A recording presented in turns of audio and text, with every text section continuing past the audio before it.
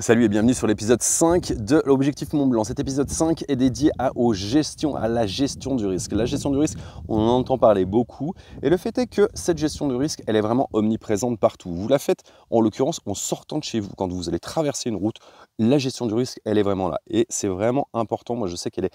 Et c'est vraiment une réflexion que j'ai tout le temps sur est-ce que je peux y aller, quel est le risque et quel est le degré de risque par rapport à ce que je vais faire. Là, typiquement, sur le Mont Blanc, eh bien, la préparation que je suis en train de faire fait que le risque va à un moment diminuer. Pourquoi? Parce que je vais être plus préparé à aller en haute montagne. Et le fait est que c'est exactement la même chose sur vos investissements. C'est la même chose sur nos investissements. Le fait est qu'on est vraiment dédié, on doit dédier du temps à ça, mais pas trop. Le fait est que je dis que l'on doit dédier du temps à ça. Pourquoi? Parce que un investissement, par exemple, on va parler de trois choses. Le premier, ce sera l'investissement sur, par exemple, de l'immobilier, un investissement sur du personnel et un investissement sur quelque chose de plus sportif, plus global. Et le fait est que sur, par exemple, l'immobilier, eh bien, le fait est que l'immobilier, pour la plupart des gens, c'est sécure. Mais quand vous faites un investissement sécure et que j'entends parler, moi, de 4 ou 5% de rentabilité annuelle, j'ai envie de dire, ton risque, il est égal à zéro, mais ça ne rapporte rien. Okay, et le fait est que la gestion de ton risque, il y a un moment ou un autre où il faut mettre un degré. Et souvent, sur la gestion de risque, eh bien, on a une petite latence et la plupart, il y a une partie des gens qui nous disent non, mais moi, j'y vais pas parce que il y a trop de risques. Il y a trop de risques. Mais donne-moi, mettez les chiffres. Je vous donne vraiment un vrai conseil. Mettez des chiffres sur la table, posez-les, dites-vous.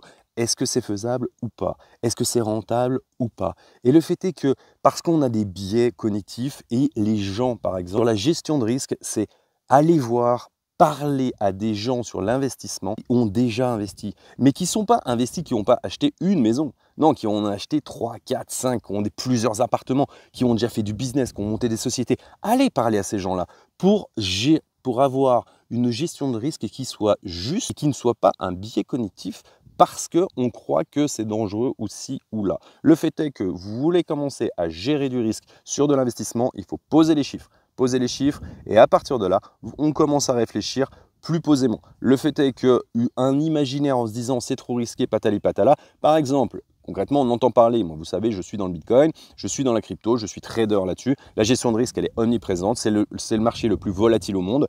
Mais le fait est que la gestion de risque, il faut l'avoir à 100%. Pourquoi? Parce qu'autrement, on se fait liquider et c'est terminé. Et le fait est que le jour où vous n'avez plus de cash, on ne peut plus jouer, on ne peut plus investir. Donc, quel meilleur investissement que le Bitcoin sur les 10 dernières années, avec une courbe qui est exponentielle? Eh bien, le fait est que cette gestion de risque, eh bien, elle intègre également une temporalité. Je vous laisse aller voir bien évidemment l'épisode numéro 3 qui parle de la temporalité où j'ai vraiment inclus, cette phase-là qui pour moi est essentielle dans que ce soit en privé, que ce soit sur de l'investissement classique, que ce soit sur du trading, que ce soit sur à peu près tout. Votre vie, elle est gérée par le temps et à un moment ou à un autre, il faut vraiment l'intégrer dans la phase d'investissement et de gestion de votre risque. Ça inclura vraiment, est-ce que vous êtes là pour 1 mois, 2 mois, 6 mois, 5 ans, 10 ans? Et ça, c'est vraiment important de le mettre en place. Et le fait est que cette gestion de risque, sur de l'immobilier, pour ma part, sur de l'immobilier ou sur de l'investissement classique, sur de l'action, sur de l'ETF ou sur d'autres produits, sur de la matière première, par exemple, il y avait un très joli play là, à faire sur le gold. Moi, on l'a fait, on en a parlé pendant les lives. Et le fait est qu'il y a des gens qui m'ont dit oui, mais maintenant c'est trop tard. Mais bien évidemment, il faut y aller quand personne n'en veut. Et ça s'appelle gérer son risque, mais aussi gérer la temporalité sur laquelle vous allez appuyer sur le bouton. Et c'est vraiment quelque chose de très important. Sur la gestion de risque également, je fais une petite aparté sur le trading et l'investissement sur de l'action. Renseignez-vous. La gestion de risque, elle passe aussi par une phase d'entraînement. Elle passe par une phase d'entraînement, donc il y a une phase de temporalité, il y a une phase d'entraînement, il y a une phase de mise en condition. On ne devient pas chirurgien en un mois. eh bien c'est exactement, vous deviendrez le meilleur trader à la fin de votre vie potentiellement, ou le meilleur investisseur, ou la meilleure investisseuse bien évidemment.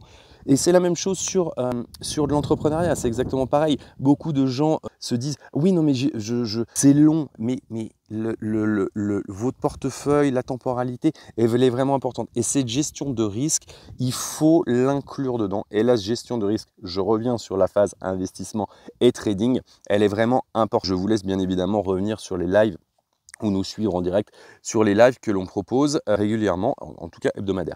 Le fait est qu'on revient sur la phase gestion de risque, parce que ça parle peut-être à un peu plus de monde, sur la phase gestion de risque en sport. La gestion de risque, je parle sur la haute montagne, mais on peut parler sur le ski, on peut parler sur le kayak, on peut parler sur l'escalade. Le fait est qu'on ne va pas faire une voie verticale quand on débute. Eh bien, c'est exactement la même chose sur l'investissement.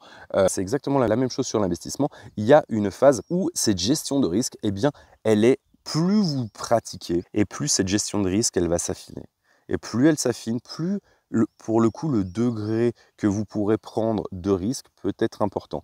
Mais si vous voulez passer de 0 à 100 sans être passé par le 1, 2, 3, 4, 5, 6, 7, 8, 9, 10, eh bien, c'est quasiment sûr que vous allez à un moment faire une grosse perte, ou typiquement en sport, puisqu'il y a le lien, eh bien vous blessez, ou pire encore. L'objectif étant, c'est de durer, que ce soit sur le sport, ou que ce soit que ce soit dans votre vie privée, ou sur votre vie d'investisseur, d'investisseuse, ou sur votre vie d'entrepreneur. Eh bien ça, c'est vraiment l'essentiel de vraiment préparer ça. Et cette gestion de risque, elle peut être fine, elle peut être un petit peu abstraite pour beaucoup de gens. Concrètement, si le conseil vraiment là de cet épisode, c'est n'allez pas voir si vous avez des idées d'investissement, vous avez des idées d'entrepreneuriat, vous avez une idée, vous dites « Ah mais comment faire, il y a trop de risques, moi j'ai mon boulot, j'ai la famille, il y a vraiment un risque important, par contre j'y crois à fond ».